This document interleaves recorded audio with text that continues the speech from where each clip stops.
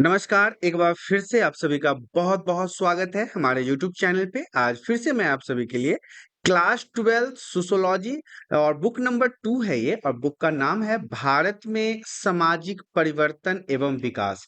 Chapter 5 की बात करेंगे हम। चैप्टर 1, चैप्टर 2, चैप्टर 3 और चैप्टर 4 ऑलरेडी हमने वीडियोज इसके बना चुका है और हमारे यूट्यूब चैनल पे इन सारे वीडियोज को अपलोड भी किया जा चुका है। तो आज हम चैप्टर 5 की बात करते हैं। चैप्टर 5 का नाम है औद्योगिक समाज में परिवर्तन और विकास। वेरी वेरी इंपॉर्टेंट चैप्टर रहेगा, आपके एग्जाम के लिहाज से काफी महत्वपूर्ण है। तो आइए शुरुआत करते हैं क्लास 12 सोशियोलॉजी बुक नंबर 2 और चैप्टर नंबर 5, जिसका नाम है औद्योगिक समाज में परिवर्तन और विकास। सबसे पहला पॉइंट हमारा कहता है औद्योगिकरण किसे कहते हैं या फिर औद्योगिकरण से क्या अभिप्राय है। तो ऑलरेडी हमने क्लास 6, 7, 8, 9, 10, 11 इन सभी जगहों पे कहीं ना कहीं किसी न किसी रूप से औद्योगिकरण के बारे में पढ़ा है। औद्योगिकरण एक ऐसी प्रक्रिया है, ऐसा प्रोसेस है जिसके तहत उत्पादन बड़े स्तर पर बड़ी बड़ी मशीन के माध्यम से किया जाता है। याद रखिएगा, औद्योगिकरण में क्या होता है, जो भी प्रोडक्टिविटी होती है, जो भी उत्पादन बनाए जाते हैं या जो भी उत्पाद किसी फैक्ट्री, कारखाने या कंपनी में तैयार किए जाते हैं, वो मशीनों के माध्यम से बनाए जाते हैं और मशीनों के माध्यम से बनाए जाने वाले उत्पादन स्तर में बढ़ोतरी को ही हम औद्योगिकरण कहते हैं। औद्योगिकरण के तहत आधुनिक प्रौद्योगिकी का इस्तेमाल किया जाता है, मतलब कि जितने भी लेटेस्ट टेक्नोलॉजी होता है ना, जितने भी आधुनिक उपकरण होते हैं ना, उनका इस्तेमाल किया जाता है। इसके माध्यम से मनुष्य जो है वो मशीनों पर अधिक निर्भर हो गया। जब से औद्योगिकरण आया है ना, इस कारण से या फिर इस प्रोसेस के अंतर्गत जो इंसान है, जो मनुष्य है, जो जनमानस है, वो ज्यादा से ज्यादा अब मशीनों के ऊपर निर्भर रहने लगा है। इसके तहत क्या होता है, उत्पादन को बढ़ाया जाता है, प्रोडक्टिविटी को बढ़ाया जाता है। नेक्स्ट पॉइंट हमारा कहता है भारत में औद्योगिकरण। अब भारत के अंदर औद्योगिकरण को देख लेते हैं कि भारत में औद्योगिकरण की शुरुआत कैसे हुई, कैसे भारत के अंदर इसका विस्तार हुआ है।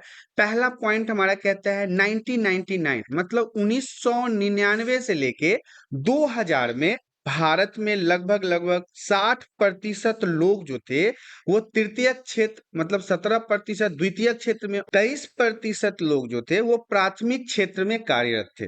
अब देखिए, कृषि कार्यों में तेजी से ह्रास हुआ है, मतलब खेती के कार्यों में, खेती करने के तौर तरीकों में कई प्रकार से कमी देखने को मिला है। सरकार उन्हें अधिक आमदनी देने में सक्षम नहीं है। खेती करने वाले लोगों के लिए सही भविष्य उनको नहीं दिख पा रहा है, इसलिए वो खेती में अब ज्यादा दिलचस्पी नहीं ले रहे हैं। दूसरा पॉइंट हमारा कहता है संगठित औपचारिक क्षेत्र की इकाई में 10 और अधिक लोगों के पूरे वर्ष रोजगार में रहने से इन क्षेत्रों का गठन होता है।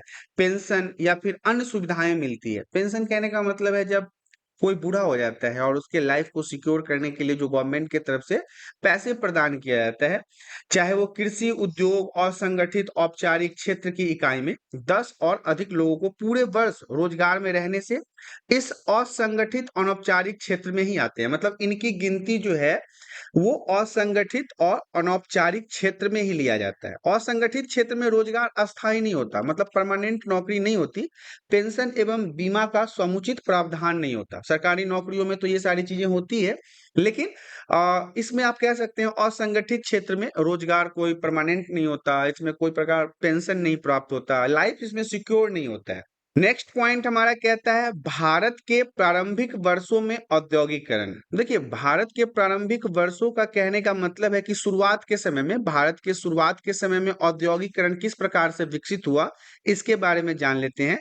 रुई, जूट, रेलवे तथा कोयला खान, मतलब कोयले की जो खान हुआ करती थी, वो भारत के प्रथम उद्योग थे। शुरुआत के समय में यहाँ पे रुई से उद्योग शुरू हुआ, जूट से उद्योग शुरू हुआ, रेलवे, कोयला, इन्हीं सभी चीजों के साथ भारत में प्रथम उद्योग को लगाया गया था। लेकिन स्वतंत्रता के बाद भारत ने परिवहन, संचार, ऊर्जा, खान आदि का महत्व अधिक दिया।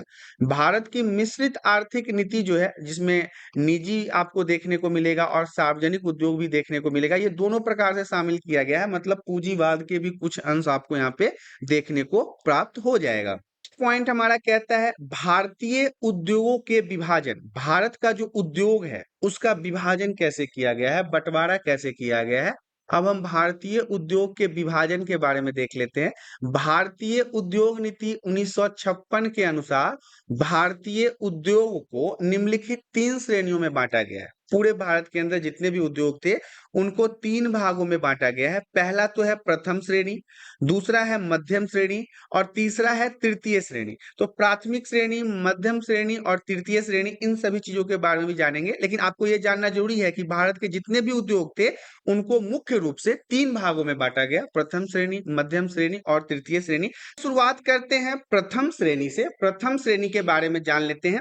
परमाणु ऊर्जा के रक्षा, रेलवे, डाक, उत्पादन और नियंत्रण से संबंधित उद्योग जो है वो इसी श्रेणी में आता है। याद रखिएगा, प्रथम श्रेणी की अगर बात होगी तो परमाणु ऊर्जा की रक्षा करने के लिए रेलवे से संबंधित सारे काम, डाक से संबंधित सारे काम, उत्पादन और नियंत्रण से संबंधित जितने भी उद्योग हैं, जितने भी कारखाने हैं, वो केंद्र सरकार के अंदर नियंत्रण में होता है और इसी को वही नियंत्रण करता है।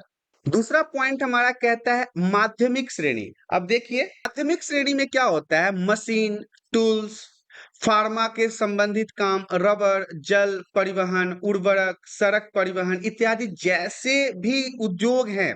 मतलब कि जैसे मतलब कहा गया है कि 12 उद्योगों को इसी श्रेणी में रखा गया है और इसमें सरकार की हिस्सेदारी ज्यादा होती है। सरकार इसके ऊपर ज्यादा ध्यान देता है और अपने कंट्रोल में इन सभी के ऊपर काम करवाता है। लेकिन वही अगर हम तृतीयक श्रेणी की बात करें तो इसमें से वो सभी उद्योग सम्मिलित किए गए हैं। इसके अंदर उन सभी उद्योग को सम्मिलित किए गए हैं जो निजी क्षेत्र के लिए रखे गए हैं, क्योंकि आपको तो मैंने बताया है कि भारत में मिश्रित अर्थव्यवस्था है। यहाँ पे पूंजीवाद भी आपको देखने को मिलेगा। हालांकि निजी क्षेत्र जो है इन उद्योगों को विकसित करता है, लेकिन सरकार इसे स्थापित और रोक भी सकती है, स्थापित भी कर सकती है। तो ये तृतीयक श्रेणी के अंतर्गत आता है। तो यहाँ पे आपको समझ में आ गया होगा कि प्रथम श्रेणी क्या है, माध्यमिक श्रेणी क्या है और तृतीयक श्रेणी क्या है। ये इंपॉर्टेंट है, इसे बड़े ध्यान से समझना आपके लिए काफी महत्वपूर्ण है।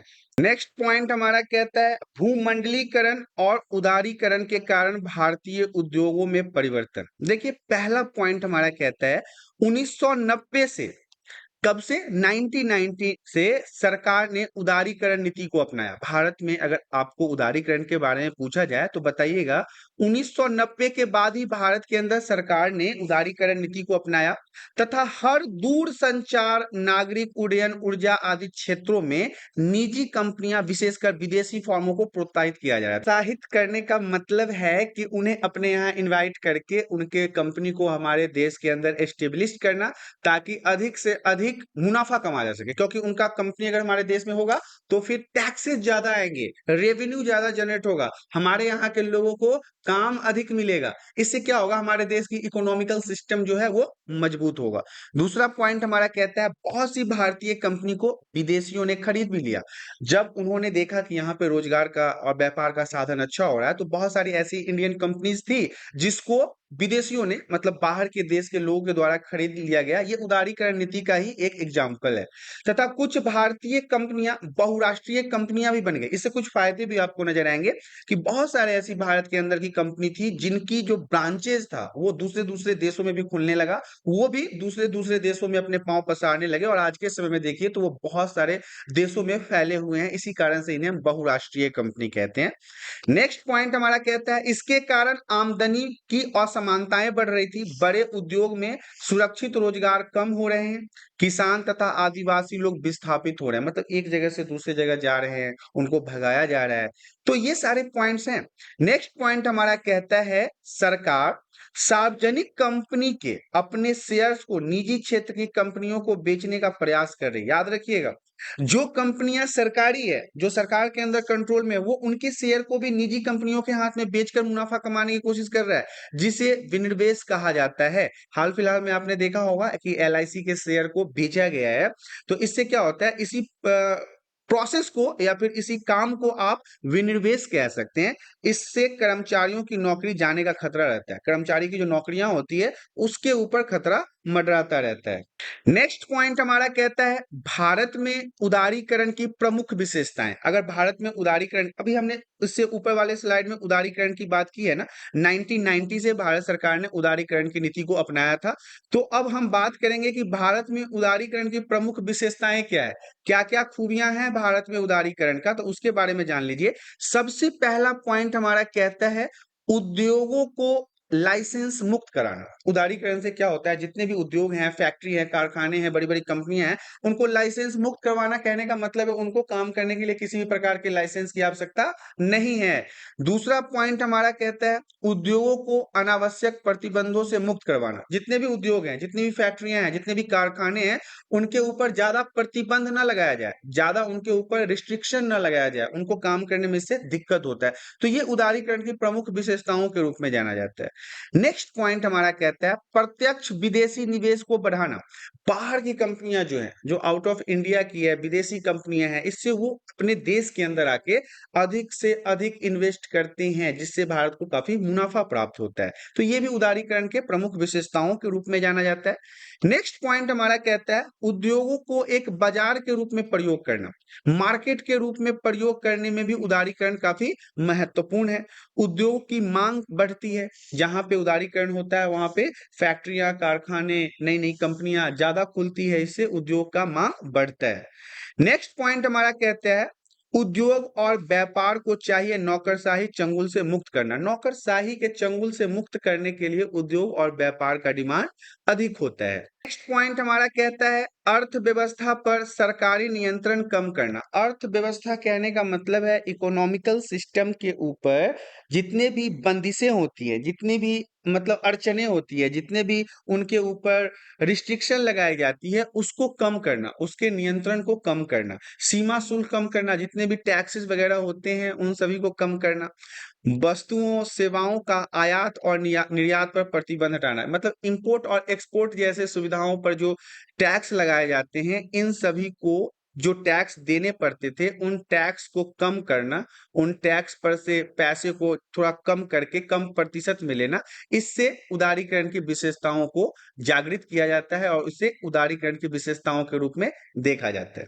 पॉइंट हमारा कहता है संरक्षणवाद की नीति। अब आपसे प्रश्न पूछा जा सकता है कि संरक्षणवाद की नीति से आप क्या समझते हैं, तो आप बताएंगे संरक्षणवाद के तहत विदेश व्यापार पर कई तरह के प्रतिबंध लगाए जाते हैं। संरक्षणवाद नीति जो है, इससे विदेश व्यापार पर, मतलब बाहर के देशों में होने वाले व्यापार या बाहर के देशों में भेजे जाने वाले किसी भी प्रकार के प्रोडक्ट पर प्रतिबंध लगाए जाते हैं।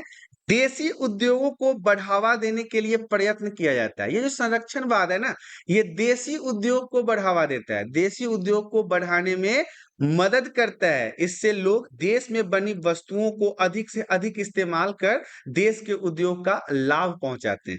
देखिए, नरेंद्र मोदी के द्वारा भी कहा गया था कि आप लोकल सामानों को खरीदा करें। लोकल सामान खरीदने से क्या होता है कि देश के नागरिक, देश की जनता को इससे फायदा मिलता है।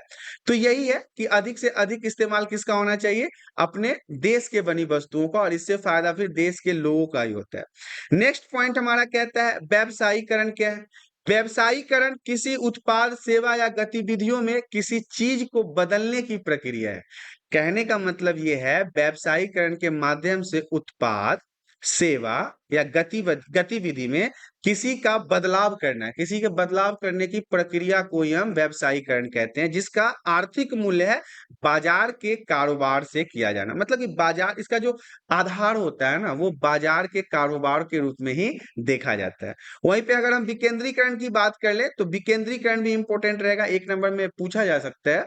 विकेंद्रीकरण में कार्यों, शक्तियों, लोगों को या फिर अन्य चीजों के केंद्रीय स्थान या प्राधिकारी को हटाकर पुनः विभाजित करने की प्रक्रिया को कहा जाता है। विकेंद्रीकरण में क्या होता है कि शक्ति का बंटवारा हो जाता है, शक्ति का विभाजन हो जाता है, या फिर लोगों के बीच में विभाजन हो जाता है, या फिर ऐसा कोई स्थान, ऐसा कोई बाजार, ऐसा कोई मार्केट, उनका विभाजन करना और फिर से विभाजित करने के बाद उसे पुनः स्थापित करने की प्रक्रिया को ही हम विकेंद्रीकरण कहते हैं। पॉइंट हमारा कहता है असंगठित या अनौपचारिक क्षेत्र। एक असंगठित या अनौपचारिक क्षेत्र के लोग सार्वजनिक क्षेत्रों के कर्मचारियों को दिए गए अधिकांश लाभों का आनंद नहीं लेते हैं। ध्यान से समझिएगा कि एक असंगठित कहने का मतलब है कि ऐसा समाज जहां पे सभी लोग संगठन में नहीं है, संगठित होकर नहीं रहते हैं।